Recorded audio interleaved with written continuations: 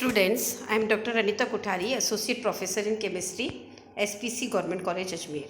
बच्चों, अपन ने एक चैप्टर कंप्लीट कर लिया था, वो था metal ligand bonding in transition metal complexes, यानी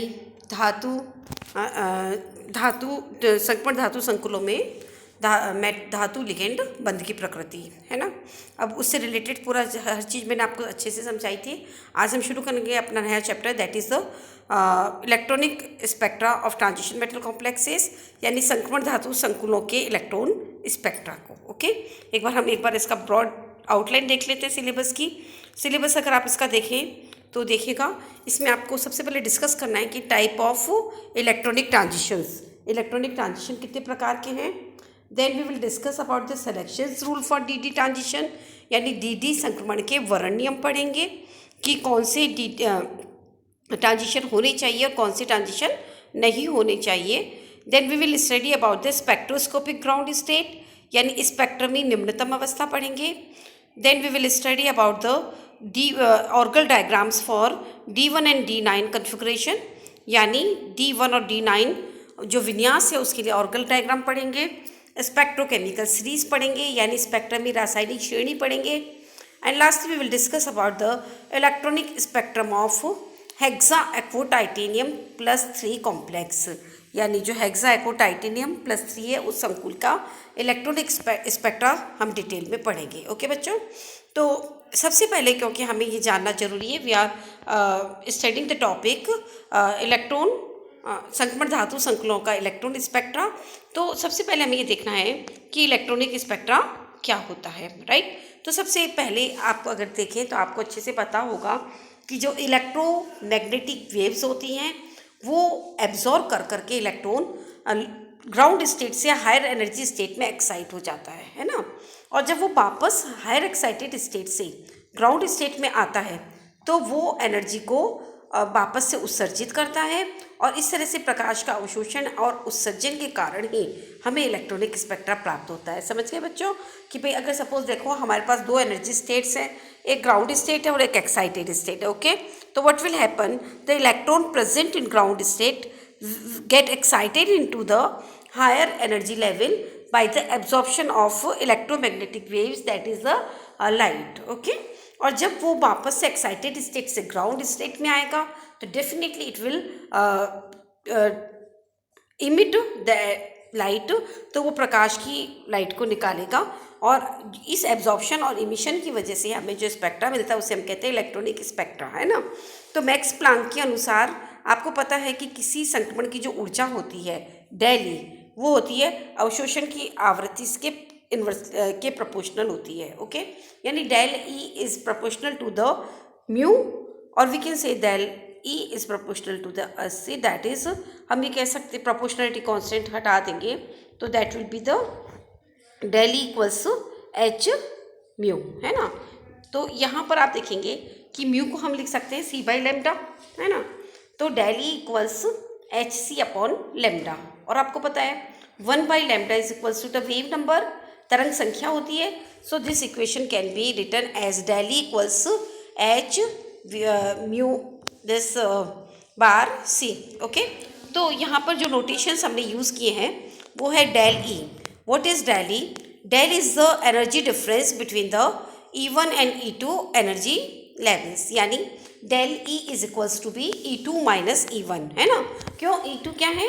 एक्साइटेड स्टेट की एनर्जी होती है और E1 ग्राउंड स्टेट की एनर्जी है, तो दोनों का अंतर क्या हो गया? डेल के बराबर हो गया। ओके, एच है Planck constant which is equals to be 6.624 into 10⁻⁻24 erg. Mu is the frequency of the radiation, यानी जो रेडिएशन है उसकी फ्रिक्वेंसी है, उसकी आवृत्ति है। C is the velocity of the light and this is equals to be 3 into 10⁸ meter per second and mu bar is the wave number. Okay, now अगर आप इस डायग्राम को देखेंगे तो डायग्राम से it is very clearly shown here that E1 is the ground state and E2 is the excited state and electron is present in the ground state E1. Okay, so when this electron absorbs energy h mu, तो आपकी देखिए it get excited into the E2 energy level. Okay, so whenever it come back to the ground state, it emit energy and that is the minus h mu. Okay, so what can I write here? इस तरह से आप देखेंगे कि आणविक ऊर्जा स्तरों के बीच में इलेक्ट्रॉन का संक्रमण हो रहा है। आप दो इक्वेशन लिख सकते हैं। देखिएगा इक्वेशन मैंने लिखी है क्या, E1 प्लस एच म्यू, तो कहाँ गया इलेक्ट्रॉन E2 में, है ना, और प्लस एच क्या शो कर रहा है, absorbed energy. Okay, E2 minus H mu, यानी E2 से एनर्जी रेडिएशन निकाली तो come back to the E1, है ना। तो here minus H mu is indicating the emitted radiation. Okay, now see that del equals H mu. Okay, now इस प्रकार उपरोक्त अवधारणा ही इलेक्ट्रॉनिक संक्रमण का मूल आधार होती है। ओके, जो संक्रमण धातुओं के संकुलों में इलेक्ट्रॉनिक संक्रमण जो जनरली है वो विजिबल रीजन या नियर यूवी रीजन में होता है, अतः स्पष्ट इलेक्ट्रॉनिक स्पेक्ट्रा देते हैं। यानी जो अपने ट्रांजिशन मेटल कॉम्प्लेक्सेस होते हैं they generally shows electronic transitions in the visible region और नियर यूवी रीजन। ओके, तो किसी भी अणु की जो कुल ऊर्जा होती है वो उसके इलेक्ट्रॉनिक, वाइब्रेशन और रोटेशनल एनर्जी का योग होती है। जैसे कि आगे आपको डायग्राम बताऊंगी, उसमें आप देखिएगा कि maximum amount of energy is required for the electronic transition, यानी इलेक्ट्रॉनिक ऊर्जा सबसे ज़्यादा होती है, उससे कम ऊर्जा चाहिए रोटेशनल ट्रांजिशन के लिए और सबसे कम ऊर्जा चाहिए वाइब्रेशनल ट्रांजिशन के लिए। ओके, तो सबसे ज़्यादा एनर्जी गैप किसके बीच हुआ, इलेक्ट्रॉनिक ऊर्जा के बीच। फिर जो रोटेशनल ट्रांजिशंस होते हैं वो कंपैरेटिवली कम एनर्जी पे होते हैं, वाइब्रेशनल ट्रांजिशन कंपैरेटिवली कम एनर्जी पे होते हैं और रोटेशनल उससे भी कम एनर्जी से होते हैं। ओके बच्चों, तो यही कारण है कि किसी भी अणु में जब भी इलेक्ट्रॉनिक संक्रमण होगा, है ना, तो उसके साथ साथ वाइब्रेशनल और रोटेशनल ट्रांजिशंस तो होंगे ही होंगे। बताइए क्यों होंगे, बताइए जरा इस बात को आप। वो इसलिए होंगे क्योंकि maximum energy is for the electronic transition, उससे कम हमें चाहिए वाइब्रेशनल और उससे कम हमें चाहिए रोटेशनल के लिए। तो whenever there is electronic transition then rotational vibrational transition will be also there. Okay, तो I am showing here this diagram. आप इस डायग्राम को ध्यान से देखिएगा। आप यहाँ देखेंगे कि ये जो वेरियस एनर्जी लेवल्स बनाए हुए हैं, ये देखिए सबसे नीचे ये 0 पॉइंट एनर्जी हो गई है आपके सिस्टम की। मैंने दो एनर्जी लेवल्स बनाए हैं, N1 एंड N2, दिख रहा है आपको। हाँ, अब आप ये देखिए कि जो ये दो एनर्जी लेवल है N1 और N2 ये कहलाएंगे इलेक्ट्रॉनिक स्टेट। ओके, तो इसमें से जो है नीचे वाली वो कहलाएगी ग्राउंड इलेक्ट्रॉनिक स्टेट और ऊपर वाली कहलाएगी एक्साइटेड इलेक्ट्रॉनिक स्टेट, है ना। इसके बीच में देखिएगा आप बिल्कुल मिडिल में एक लाइन है जिसपे मैंने लिखा है रोटेशनल एनर्जी, कंपन ऊर्जा स्तर, है ना, कंपन ऊर्जा स्तर that is vibrational energy levels होते हैं। तो हर जो इलेक्ट्रॉनिक एनर्जी लेवल होती हैं उसके बीच में क्या होगा, रोटेशनल एनर्जी लेवल होगी। क्लियर है, बोलो। बीच में लाइन बनी हुई है, उसके बाद आप देखिए छोटी छोटी और लाइनें मैंने बनाई है इनके बीच में, है ना। तो आप समझ सकते हैं कि उसके लिए हमें कम एनर्जी चाहिए। तो ये जो छोटी छोटी लाइन है these indicates the rotational energy levels, यानी घूर्णन के ऊर्जा स्तर। तो बोलो, ये आपको एक बार पिक्चर क्लियर हो गई। ध्यान से सुनिएगा। I have drawn this diagram in increasing order of energy. Okay, आप यहाँ देखेंगे कि जो सबसे पहले ग्राउंड स्टेट है N1, उसके बाद एक्साइटेड स्टेट है N2, है ना।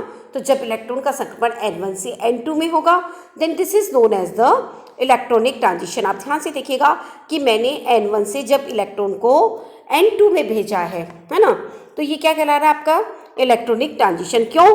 क्योंकि यहाँ पर हमने N को क्रॉस किया है। ओके, नाउ अब आप देखिए एक ही N के अंदर जब इलेक्ट्रॉन का ट्रांजिशन होगा तो वो कहलाएगा आपका रोटेशनल वाइब्रेशनल ट्रांजिशन। आप लिखिए, देखिएगा डायग्राम में कंपन घूर्णन संक्रमण। वो क्यों कहलाएगा? क्योंकि एक तो पहली बात तो ये कि एक ही N की वैल्यू में हो रहा है ना, लेकिन क्योंकि जब भी लेकिन एक वाइब्रेशनल लेवल को ये क्रॉस कर रहे हैं, है ना, कंपन जो स्तर हैं उनको ये क्रॉस कर रहे हैं, और जब भी कंपन स्तर को क्रॉस करेंगे तो वो घूर्णन स्तर को तो क्रॉस करेंगे ही करेंगे। ओके, तो I can say that this type of transition is known as rotational vibrational transition, right. अब तीसरा देखिएगा आप, मैंने लिखा है शुद्ध घूर्णन संक्रमण, यानी प्योरली रोटेशनल ट्रांजिशन। तो आप समझ गए होंगे मेरी बात को, ये सिर्फ रोटेशनल एनर्जी स्टेट्स में ही होता है। ओके बच्चों, तो this is all about introductory part of electronic transition. मैं आपको फिर से अपना बेसिक क्लियर करती हूँ कि we are studying the electronic spectra of the transition metal complexes.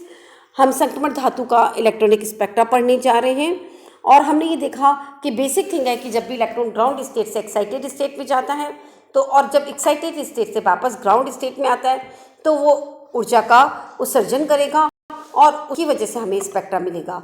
और इलेक्ट्रॉनिक संक्रमण के लिए जनरली दृश्य क्षेत्र या अल्ट्रावायलेट रीजन से हमें एनर्जी की ज़रूरत पड़ती है, नियर यूवी रीजन। ओके, और ये देखा हमने कि सबसे ज़्यादा एनर्जी इलेक्ट्रॉनिक ट्रांजिशन में चाहिए, उससे कम चाहिए वाइब्रेशनल में और सबसे कम चाहिए रोटेशनल में। तो जब भी इलेक्ट्रॉनिक ट्रांजिशन होगा तो वाइब्रेशनल रोटेशन तो उसमें इंक्लूड होगा ही होगा, और जब भी वाइब्रेशनल ट्रांजिशन होगा तो उसमें रोटेशनल इंक्लूड होगा, और जब भी रोटेशनल ट्रांजिशन होगा तो वो प्योरली रोटेशनल ही होगा। ओके बच्चों, so this is simply a basic idea of the electronic transition. In my next video I will discuss about the types of electronic transition. Okay, thank you so much for watching the video.